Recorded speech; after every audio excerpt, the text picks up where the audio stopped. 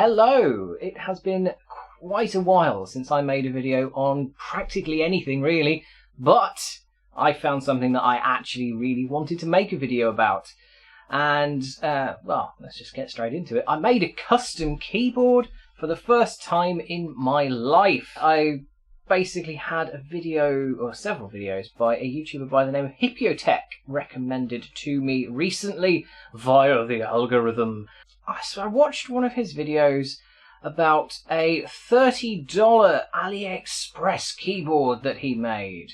First thing I'm going to do, I'm going to talk about the elephant in the room regarding the price. So, first things first, an unmodded version of this keyboard, this exact keyboard, that includes the chassis, that includes the keycaps, and that includes the switches.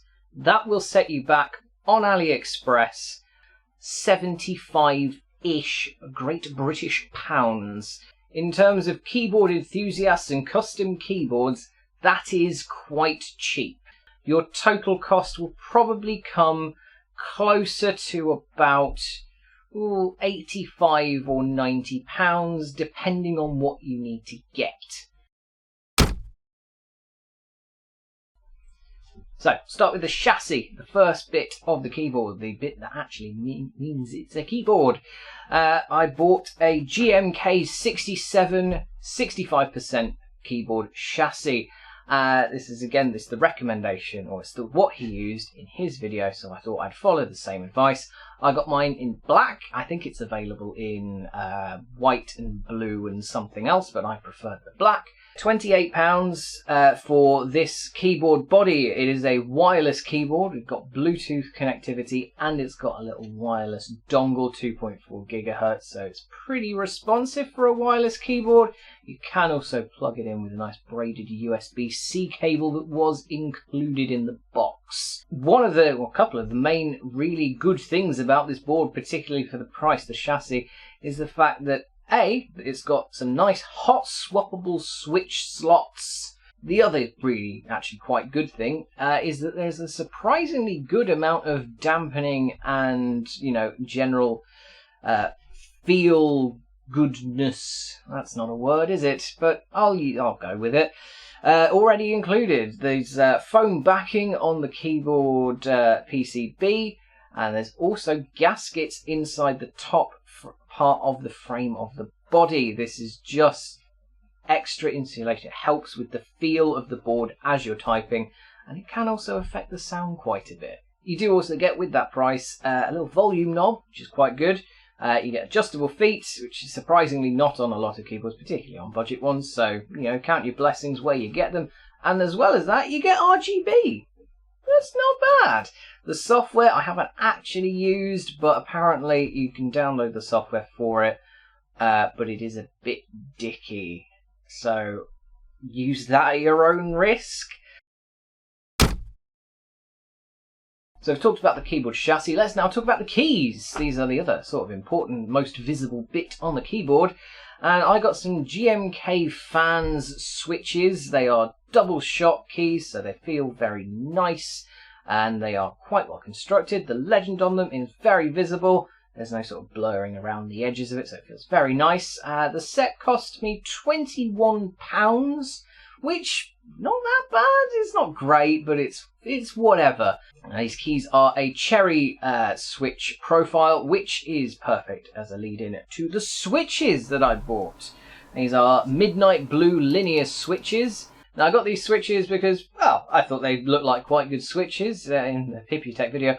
I was going to get the other switches that he suggested as an option. However, I couldn't find them in the required quantity. I could only find them in multiples of 30, which were one per customer, and I could only find one listing for those. So those are all the basic bits, and now for the modding bits that I ended up buying. And this might not be needed for everyone. If you've ever modded a keyboard, or even just sort of been around a keyboard and had to maintain it properly before, you may well have this. But I did end up getting a little key lubrication kit off of Amazon. It was £15, but this is sort of the most optional expense, I feel. your mileage may differ, but it comes with a little bit of lube, a brush, some key pullers, a switch puller, a few other bits just to help you sort of deal with the maintenance of a keyboard. Now for the two proper mods that I did one very common mod. It's called the tape mod, where you put some tape on the back of the PCB. This is mostly just to help the feel and the tactileness, and it just helps with making a nice thok as you are typing, as the parlance goes.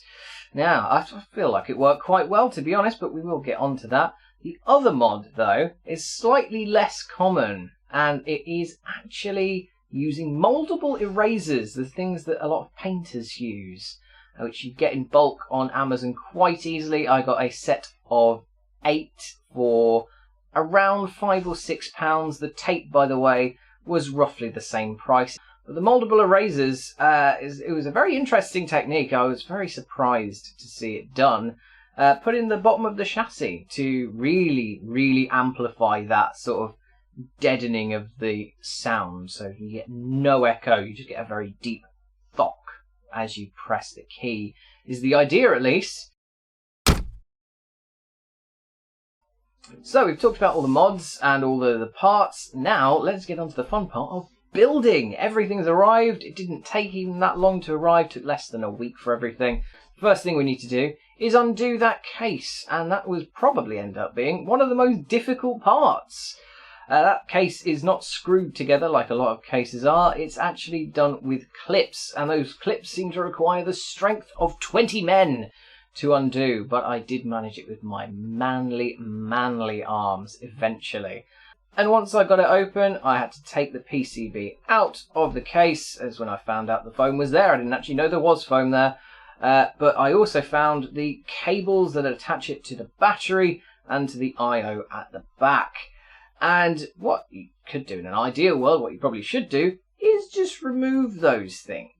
Remove the cables, take the PCB completely out so you have access to the bottom of the case to do your moldable eraser mod. But I really didn't feel confident getting those cables out. They did not seem to want to behave, so I gave up before I damaged them in some way. I just had to sort of work around them putting the moldable erasers in. And I only filmed about half the process of that because it seemed to take a very long time. But I did it, put those moldable erasers in, and that worked very well. It just sort of smooshed out. Smooshed. Yes. Smooshed out into the case very nicely. Kept it a thin enough layer. You can sort of see where your pretty much your limits are based on some of the bits in the case, how high they are. So that wasn't too bad. And then taped up the back of the PCB with my tape just before putting it all back in. It probably would have been easier had I actually been able to take the PCB out, but that's my fault. That's not a keyboard problem, that's a me problem. So once I'd done that, I just had to put the PCB back in, put lube on those stabilizers, really easy. The kit I bought just came with a small brush that fits straight into the little slots. That worked very nicely.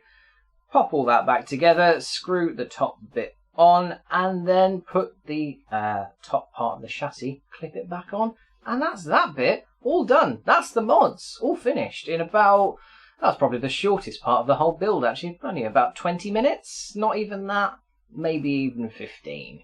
So now for probably what ended up being the most difficult part, the switches. So the switches as they come, if you don't know, have two little pins on the back. Those pins need to be perfectly aligned with the slots on the PCB.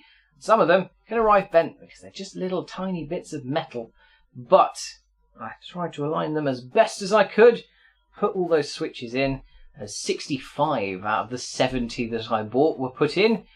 And then all I had to do from that really was put the keys on. The keys were pretty easy. I did have to have a little bit of a check on the layout. I've not used a 65% keyboard before, so I just had to double check where a couple of the keys were supposed to go. And then it worked pretty well. In fact, you'll probably see on the footage, I put a couple of wrong height keys on there. I have since corrected that. But yeah, it's one of those things that you didn't notice until you've done it, and I can't be bothered to refilm all of that.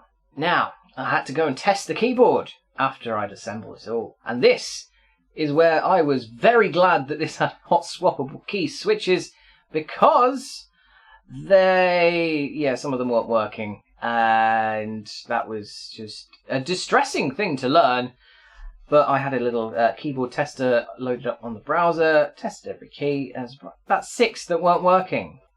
Must have been slightly bent out of shape because I took it off, and yeah, that pin was bent to shit. So I had to straighten those out, pop them back in, and took a couple of attempts with a couple of them. But after I'd done that, all good. The whole keyboard was working.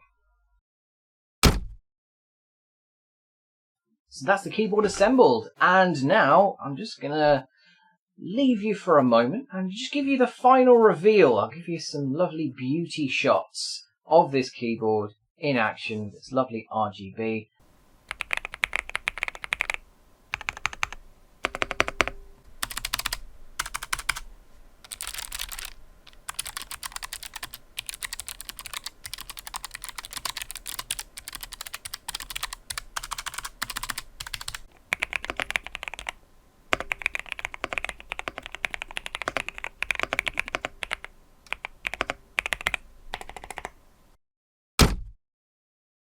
I was pleasantly surprised by the typing test. I did a little one on my my normal keyboard as well, just for comparison. Turns out it was about 5 or 6 words per minute quicker.